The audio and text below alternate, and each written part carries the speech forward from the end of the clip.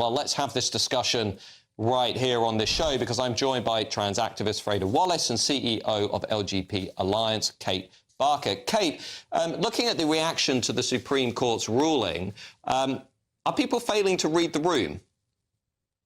Yeah, absolutely. I mean, look, I don't think the Labour Party are going to be particularly worried. They know that protesters are an entirely different breed to voters. And when we look at the polls on this issue, it's absolutely clear that the Labour Party is taking the right path with all this. Also, what we see from the polls is that attitudes towards things like men in women's sports and men in women's spaces and children being given puberty blockers have really hardened over the last 2 years.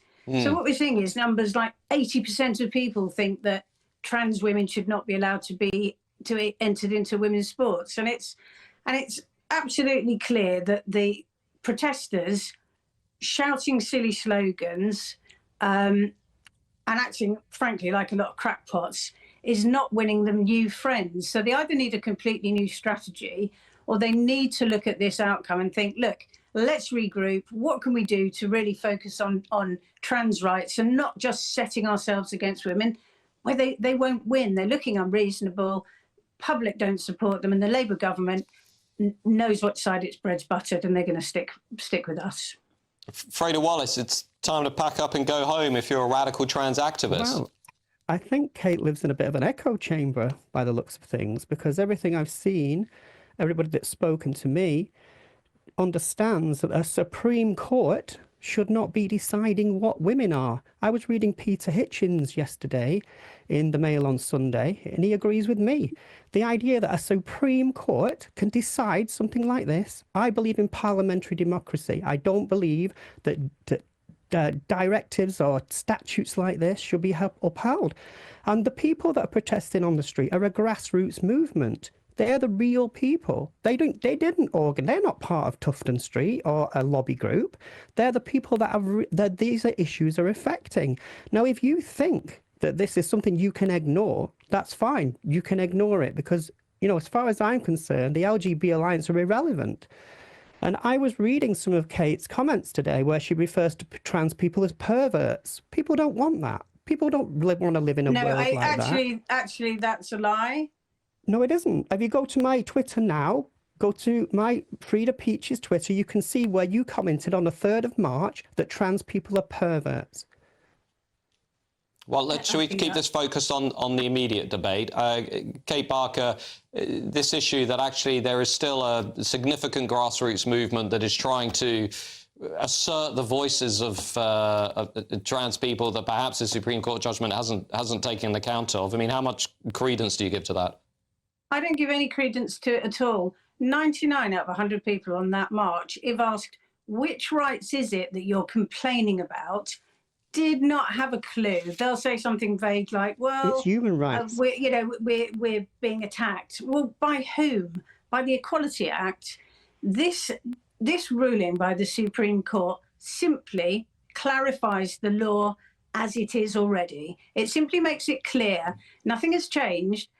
And the misogyny of this is so absolutely clear. Why is it that those crowds are mad at women and not mad at Stonewall and other lobby groups who spent 10 years leading them down the gender path, telling people, especially children, that it's possible to change sex, and now shrugging their shoulders and realizing that it's a complete mistake?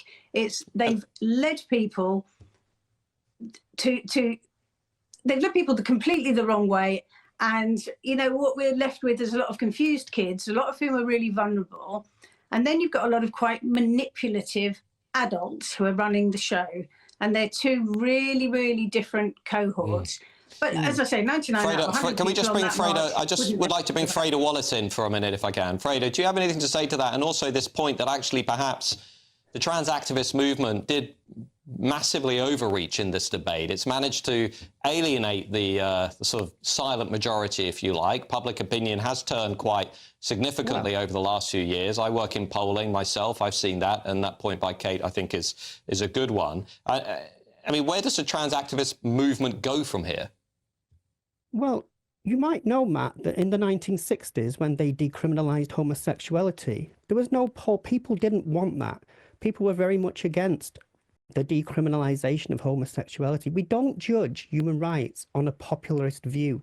If I was the only trans person in the world and you disagreed with me, I would still be right, because it's about autonomy and freedom and fairness.